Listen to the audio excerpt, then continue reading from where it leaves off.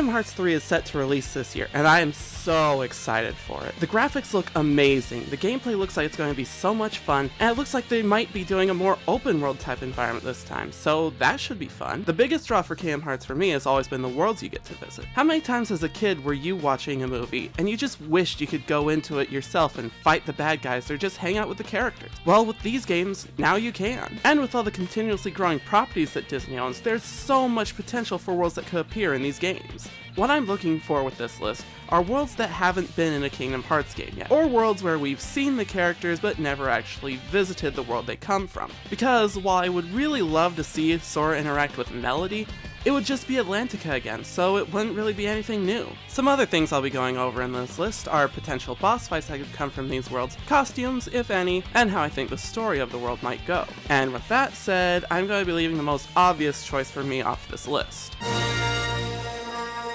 Mostly because I've already said I want it in Kingdom Hearts. Heck, it's why I begged for it at the end of my first video. So to avoid being too predictable, I'm leaving Star Wars completely off the list. I still really want to see it in Kingdom Hearts though. It's likely these worlds won't appear in Kingdom Hearts 3, but it'd just really be nice if they showed up sometime in the series.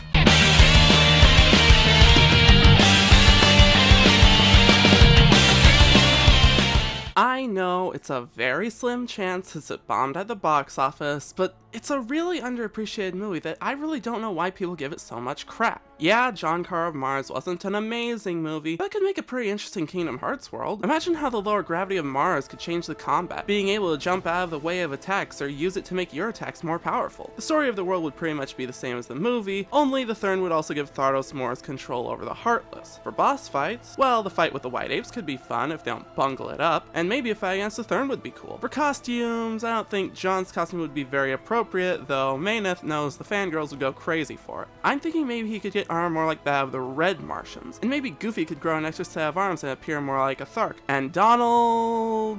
I have no idea what Donald could look like. I know it's not a very well-liked Disney movie, but I think if done right, this could have the potential to be a really fun Kingdom Hearts world. But it's not very likely to happen, hence why it's at the bottom.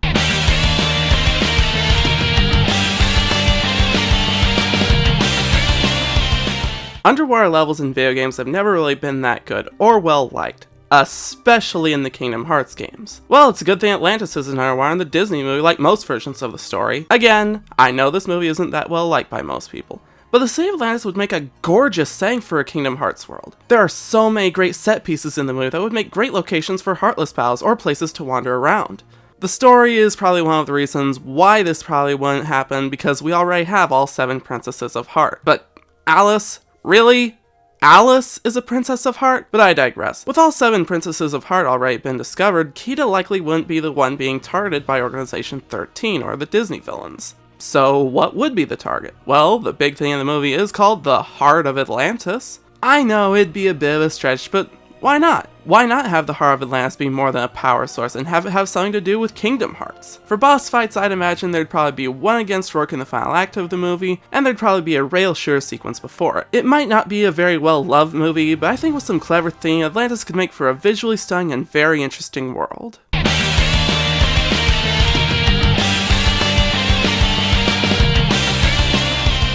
I'm honestly really surprised that they haven't put in a Sleeping Beauty world yet. Maleficent's been a reoccurring villain in these games so much, you'd think they'd have put one in by now. Oh, what's that? There is, and I'm just someone who hasn't played Birth by Sleep yet?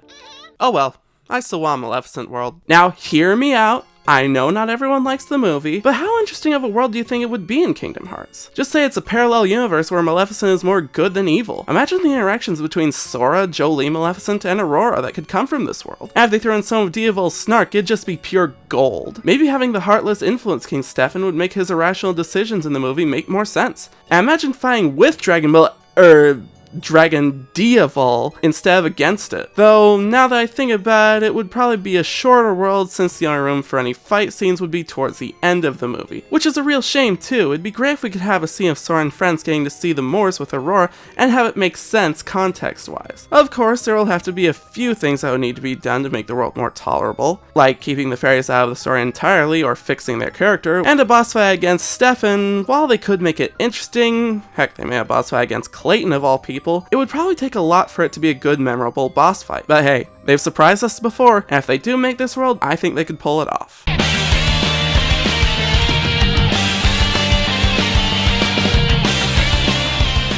Alright, we're done with the critically not liked and financial Disney bombs. Now on to the big ones. Hey, just because I'm leaving off one popular franchise made by George Lucas that stars Harrison Ford off the list, doesn't mean I can't include another. No, not that one. There we go. It's been a long time since the fedora-wearing adventurer got a real video game, and even longer since he's had a good one. I'm figuring for the story, the villains would want the religious artifacts because of how powerful they are, and would offer control of the Heartless in return. You know, typical Kingdom Hearts stuff. I really doubt they would ever do this though because of all the terrifying imagery that's in these movies.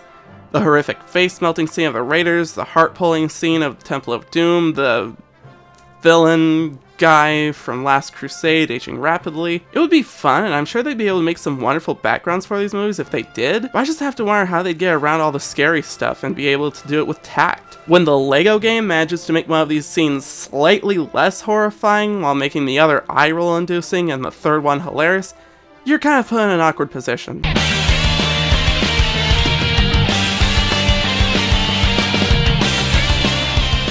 It's really cool to see Pixar finally getting some representation in Kingdom Hearts. We're getting a Toy Story and Monsters Inc. world in Kingdom Hearts 3, so that just leaves me with the question, which other Pixar movies deserve their own worlds in a Kingdom Hearts game? Well, I know this isn't a popular choice, but I'd really like to see a WALL-E world. Aside from Toy Story, WALL-E is my favorite Pixar movie, but the thing that drags it down is how the Kingdom Hearts team would have to execute the story. Would Sora and Ko be robots or overweight humans? Obviously, it'd have to take place on the Axiom, because if not, Sora and friends talking would ruin the charm the first act of the movie has. It would make more sense for them to be robots, but I'm worried that would mean having to have Eve and Wally talk in full sentences to understand what's going on. For a boss fight, I again imagine there'd only be one against the Axiom's autopilot. For costumes, I can't really imagine what they'd look like as robots.